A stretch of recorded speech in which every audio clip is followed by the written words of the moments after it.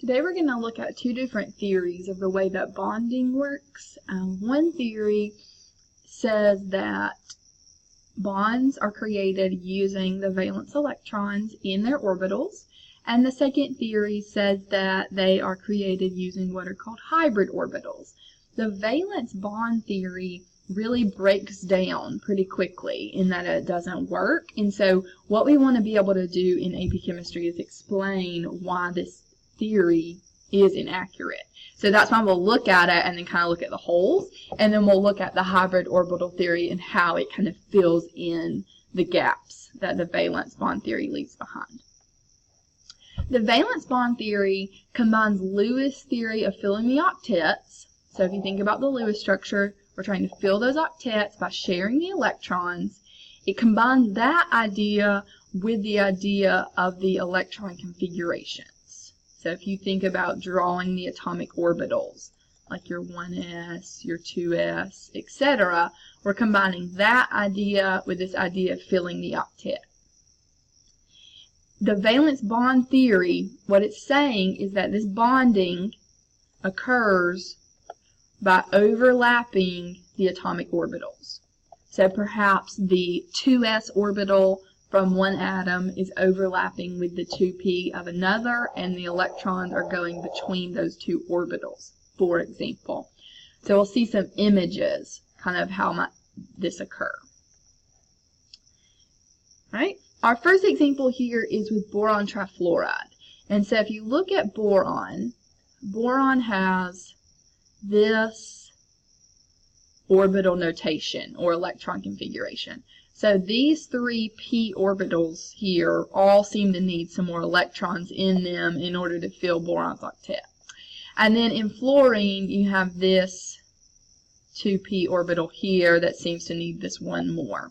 So the idea is that these orbitals, shown in blue here, could overlap, and that overlapping could create a kind of sharing of electrons that would then fill their octets. Right? So in this valence bond theory, we're going to say that one of those boron electrons from the 2s, so one of them that was right here, is going to be in an excited state, so it's going to go up in the 2p. So that leaves us with three orbitals that are half filled. Because remember that boron's octet is filled with 6 electrons. So if we have these three half filled, then we can share one with fluorine here, here, and here, and that would give us that 6 that boron needs. Alright, so then it is saying that it then binds with fluorine in these orbitals. So if we go back, we have the 2s orbital needing an electron, so it can make a bond. The 2p can make a bond, and this other 2p can make a bond, and this one's really irrelevant in terms of boron. If we look at the structure then here's the 2s making a bond with fluorine. Here's the 2p, one of them, making a bond with fluorine. Remember the p's are dumbbell shaped. Okay, so here's this dumbbell, and it's making a bond with fluorine over here. And then here's another dumbbell making a bond with fluorine right there. Right, so if that occurs, there's 1, 2, 3 bonds, just like we would predict. However, look at this shape. It's got the F here, and then an F here and here, and it turns out that these bond angles are not accurate. If this is the way it bonds, then these bond angles aren't right. It also, you can see, it would have like one of the fluorines, this one, closer to boron because it would be bonded with the 2s, while these two fluorines are further out from the center atom because they're bonded to the 2p. Well, it turns out that that's just not the way it is. So this valence bond theory, one problem is with the shape. So if that's really the way that bonding works, then why is the shape not what that predicts? Okay, so what I need you to see from this is that the valence bond theory, it does not work in terms of the shape. It gets the bond angles wrong, if that's the way it works. Alright, so the problem is the angle is wrong. It has a 90-degree angle for the two that are bonded to the p orbital, and then some random angle with the s orbital. But we learned in the last thing that the actual angle is 120, not this 90. So it's wrong there. Alright, so what is the solution? The solution to the problem with the valence bond theory is what are called hybrid orbitals. So what we say happens, and again, this is just a theory, we're trying to explain what we see. So what we're going to say is when that electron goes into that 2p orbital, those three orbitals actually morph into what are called hybrid orbitals. And those hybrid orbitals are identical in shape and size. Alright, so let's try to make some sense of this. Let's scroll back here. So what we're saying is these three orbitals right here actually form three identical orbitals. So it's not like there's a 2s and then two 2p's that are different. These three orbitals are actually identical, and they're called hybrid orbitals. And they're named sp2 orbitals because they're made from this one s orbital and these two p orbitals.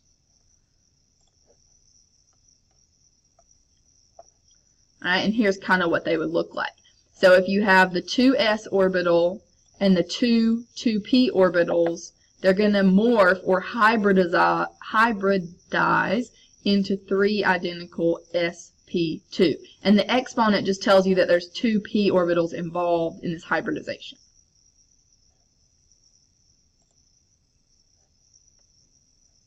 So here you see you've got an s,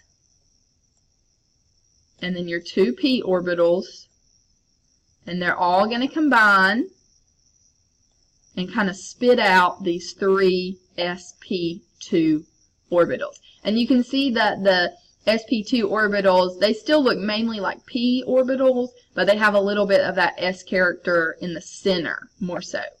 So these three orbitals, when they combine, if you think about sticking them together, like putting that one right there and that one right there, you can see how that would make this shape, which is that 120-degree bond angle that we would predict.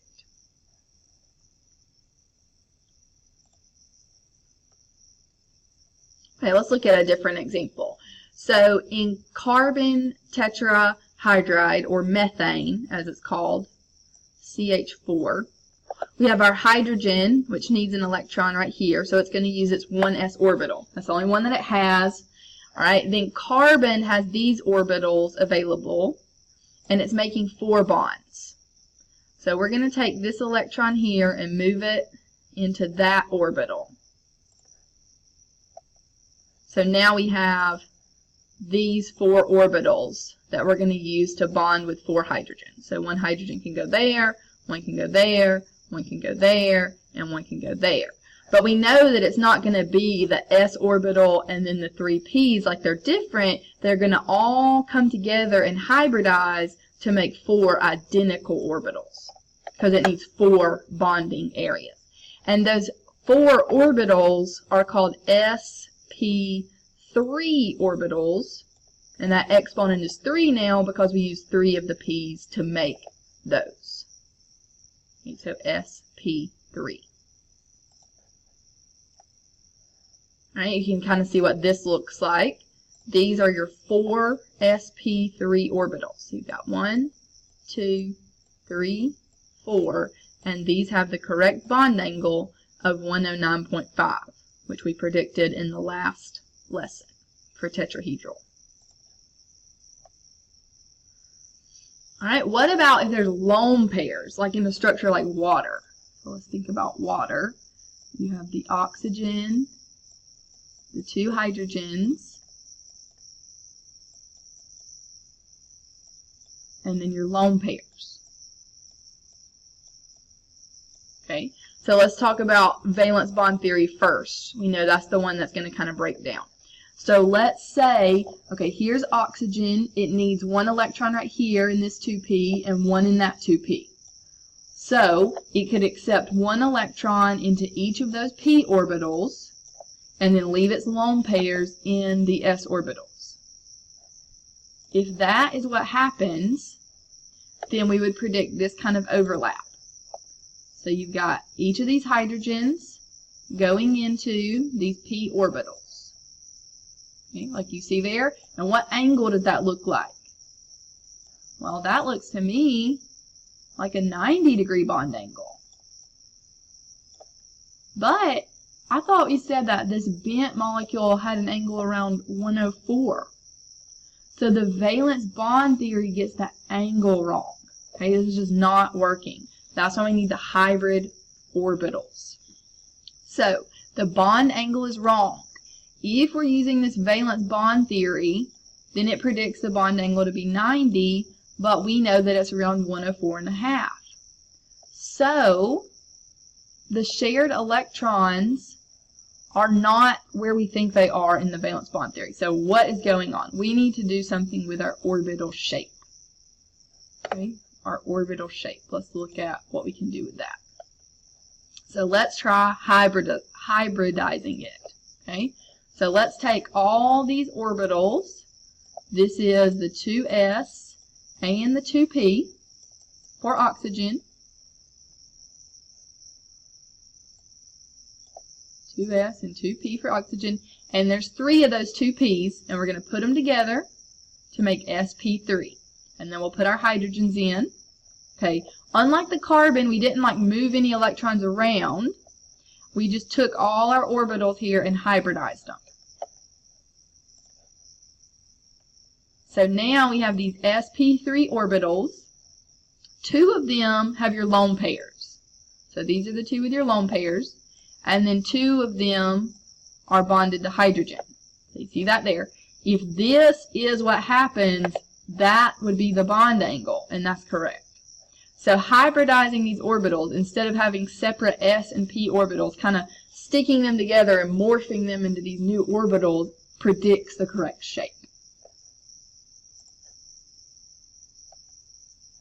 Alright, so this is a simplification of what we've been talking about so far. This is very theoretical. Okay? I understand that. I want you to focus in on the key points and then kind of build from there. So here is a good summary, and we can keep coming back to this. If you have 2 charge clouds in the molecule, your hybridization is going to be sp. Because to make those 2 charge clouds, you're going to use 1 s orbital and 1 p orbital. If you have 3 charge clouds, you're going to use 1 s orbital and 2 p orbitals to make those 3 charge clouds. So your hybridization there is going to be sp2. If you have 4 charge clouds, you're going to use an s and 3 of your p's. So that's going to create sp3 hybridization. Alright, this is a good thing to come back to. Okay, if you don't know anything else, make sure you know, based on the number of charge clouds, you can predict the hybridization.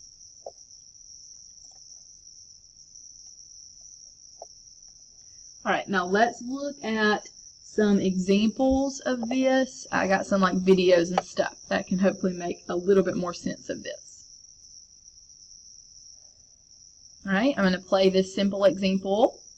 You see we have the 2s and the 2p orbitals. There's 3 of them for carbon.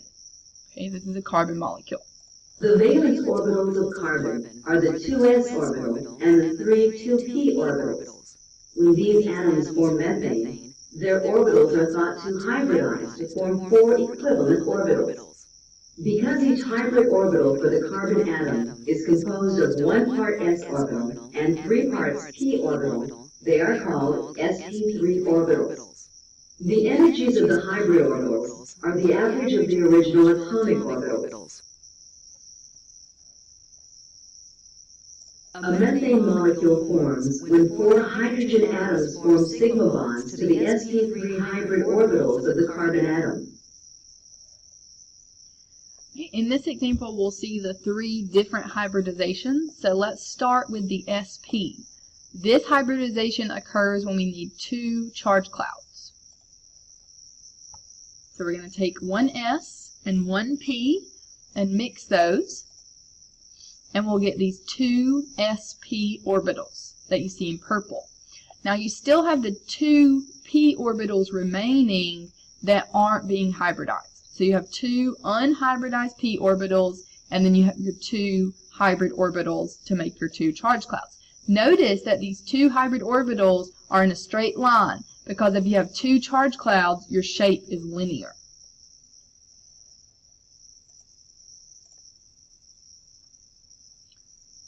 Alright, let's try making an sp2 hybridization. So that's taking 2 of your p's and 1 of your s's and making 3 hybrid orbitals. So there's your 3 sp2 orbitals. Notice they're in 120 bond angles because that is our trigonal planar shape. And then we still have this 1 p orbital here that is unhybridized. Right? And then if we mix all of them, the s orbital with all 3 p orbitals, we get these 4 sp3 orbitals. And together, they give us an angle of 109.5 and a shape of tetrahedral. So the sp3 hybridization goes with our tetrahedral shapes. The sp2 with our trigonal planar. And the sp is always going to end up being linear. So what about a double bond? Okay, what is a double bond? We say that it's a second bond, but it's actually different from the first bond. So we're going to look at how double bonds form in terms of hybrid orbitals. So let's look first at just the hybridization on these carbons. So this carbon right here has 3 charge clouds. Remember, a double bond just counts as 1 charge cloud. 1, 2, 3. So 3 charge clouds, and we know that would be a trigonal planar shape. So if we look back at our chart, 3 charge clouds, that means there's sp2 hybridization.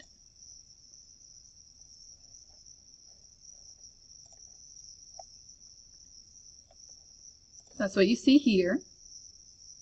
sp2 hybrid orbitals on both of those carbons. Now, what orbitals are in that hydrogen? Well, hydrogen just has that 1 s orbital. So the s orbital is overlapping with the sp2 orbital in carbon. But that leaves 1 p orbital that is unhybridized. So when you have sp2 hybrid orbitals, you're only using 2 of your p's. So 1 of your p's is left unhybridized. Alright, so looking again at this, we have carbon. 1 of those electrons is promoted. We then have 3 hybrid orbitals, the sp2, because we're making 3 bonds. And then we have this 1 unhybridized orbital with an electron in it. So what are we going to do with that? Remember, we have 2 carbons in this molecule. So the other carbon has this exact same hybridization and this exact same unhybridized orbital. Right, so here it is in picture form. Here's our carbons. Each one of them is sp2 hybridized, so 3 charge clouds. 2 of those charge clouds are going to a hydrogen on each one, and then 1 of the charge clouds is bonding to that other carbon. And then you have this unhybridized p orbital. Notice the dumbbell shape here. This unhybridized p orbital, and each carbon has 1 electron in there. And what they're going to do is they're going to share their p orbitals. And this sharing of these p orbitals is what creates your double bond. Okay, so what is a double bond? It's the overlapping of these p orbitals. Notice that it's not a direct overlap. It's kind of a side to side. Let me switch colors. This is an important distinction.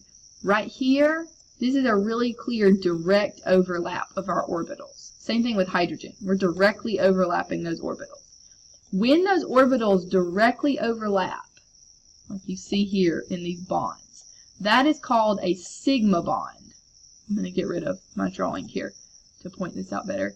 That direct overlap is a sigma bond. So that's this symbol right here, sigma. But this indirect overlap, kind of a side to side, it doesn't even really look like an overlap in this picture. You kind of have to imagine the electron jumping between the p orbitals to share there. That is your pi bond. And it looks like there's two of them, but remember this is just one p orbital and one p orbital. So this is only one double bond here in both of these areas.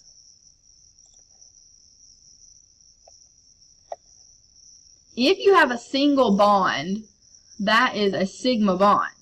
Okay, and a sigma bond can rotate all it wants to. But when you have that pi bond, that side-to-side overlap, it kind of keeps the molecule from spinning, like you would expect a molecule to around a single bond. All right, so let's look at that a little bit more closely.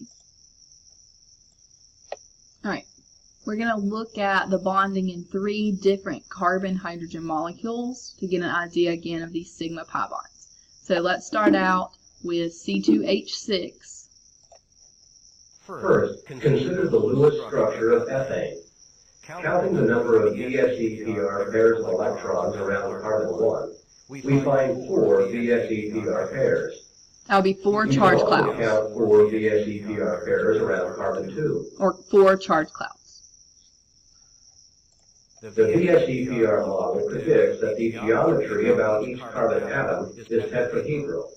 In valence bond theory, 4 sp3 hybrid orbitals have a tetrahedral arrangement. We can begin to explain the bonding in ethane if we assume each carbon atom is sp3 hybridized.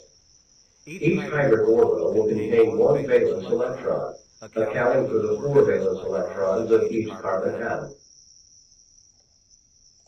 The bond formed between the 2 carbon atoms is called a sigma bond. Notice it's directly overlapping. It is a covalent bond formed by orbitals overlapping end to end.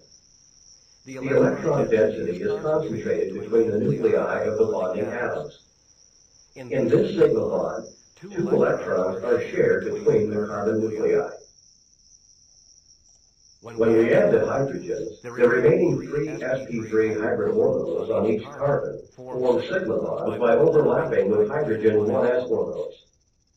2 electrons are shared in each sigma bond. A single bond is composed of 1 sigma bond. Lastly, rotation can occur about a single bond because rotation will not break the carbon-carbon bond. All right, now let's look at ethylene, which only has 4 hydrogens instead of 6. First, consider the Lewis structure of ethylene. Counting the number of VSEPR pairs of electrons around carbon 1, we find 3 VSEPR pairs. Recall that double That would be 3 bonds charge are counted clouds. as single bonds in the VSEPR model. You should also count 3 VSEPR pairs around carbon 2. Again, that's 3 charge clouds around carbon 2. The VSEPR model predicts that the geometry about each carbon atom is trigonal planar. In valence bond theory, 3 sp2 hybrid orbitals have a trigonal planar arrangement. We can begin to explain the bonding in ethylene if we assume each carbon atom is sp2 hybridized.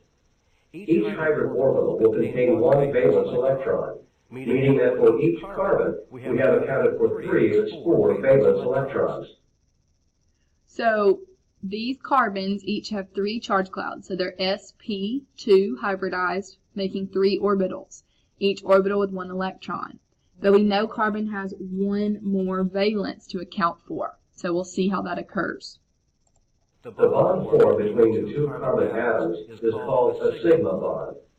A sigma bond is a covalent bond formed by orbitals overlapping end to end. The electron density is concentrated between the nuclei of the bonding atoms. Let's examine the bonding in 3. Okay, so you can see we've got the hydrogens on there now, and we've got each carbon now has 6 electrons around it. But each carbon, remember, still has that 1 valence electron that we have not accounted for yet. There is still one more bond to explain. Which orbitals overlap to form the second bond of the carbon-carbon double bond? Recall that when sp2 hybrids are formed, a pz orbital does not mix to form the hybrids. Each carbon atom has a 2pz orbital, perpendicular to the sp2 hybrids, that contains the fourth valence electron. Okay, so this is the unhybridized p orbital that we did not use when we created these sp2 hybrid orbitals in this Lewis structure. The 2pz orbitals can overlap in a side-to-side fashion. This type of covalent bond is called a pi bond. The electron density is concentrated above and below the plane of the nuclei of the bonding atoms. In a pi bond, the electrons are shared. In other words, the two electrons are free to move through both regions of the bond. A double bond is composed of one sigma bond and one pi bond. Lastly, rotation does not occur about a double bond. For rotation to occur along the carbon-carbon bond, the pi bond would have to be broken.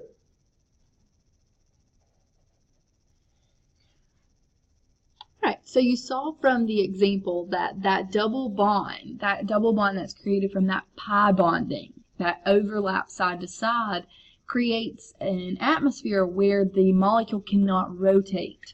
And so that inability to rotate makes it to where we can have two different what are called isomers of what we would consider to be an almost identical molecule, but they actually turn out to be very different in their properties. So in this case, you see here we have a double bond, and we know the molecule can't rotate. So here we have this CH3 on the top, and this one is also on the top. And this other isomer has the CH3 on the top and the other one on the bottom. These are actually two very different molecules. They have the exact same formula, the exact same molar mass, but they act very differently. And this is really key when we get to talking about the way that medicines work in our body, for example. If a medicine needs a cis isomer to bind to a specific neuron, and the doctors don't make the medicine, but the people designing the medicine end up with a trans instead, then it's not going to work. Okay, so these different isomers are key. What you need to know about this is that the word cis tells us that they're on the same side. Let's examine. Sorry, my computer decided it wanted to talk there for a second. But in a cis isomer, your attachments on the sides of your double bond are on the same side, and then in a trans isomer, they are on opposite sides. And that's really all you need to know. And these are different because there's no rotation. If this was a single bond, that could just rotate right up there, and it'd be cis, and they would be identical. But because it can't rotate, these are locked into place, and so a cis isomer is going to act differently from a trans isomer. Alright, let's discuss triple bonds really quickly. Here in this very simple molecule, we have a triple bond in the center, and then one bond on each side of the carbon, so that's two charge clouds for each carbon. So each carbon is sp hybridized. So if you think about it, you have two hybrid orbitals, one from the s, one from the p, so that leaves two p orbitals that aren't hybridized. Two p orbitals that aren't hybridized. So here we go again. Here's carbon with its 4 valence electrons. We're going to take one of those valence electrons and promote it and create 3 equal orbitals. But we're only going to hybridize 2 of them because we only have 2 charge clouds. So we're going to make these 2 sp orbitals, and each carbon still has 2 p orbitals that aren't hybridized. So what are those empty, or not empty, but unhybridized p orbitals doing? Here they are. So you have your sp orbitals creating the bond between the carbon. That's a sigma bond because it's a direct overlap. And the bond with the hydrogen, also a sigma bond. And then your 2 p orbitals that are unhybridized on each carbon are creating this extra overlap. And that is where your triple bond is coming from. You have your 1 direct overlap, that's your sigma bond, and then you have your 2 pi bonds from your p overlaps, and those are indirect. So that's a pi bond. So pi bond in the center, that is your stronger bond as it has the shorter bond length. And then your sigma bonds come in and they create an even stronger, or excuse me, your pi bonds come in and create an even stronger bond. Alright, we're going to pick up there on bond polarity. Sorry this video is so long and this idea is pretty complex. So please watch the video. Please go back and review as needed. Use internet resources and come with questions about hybridization.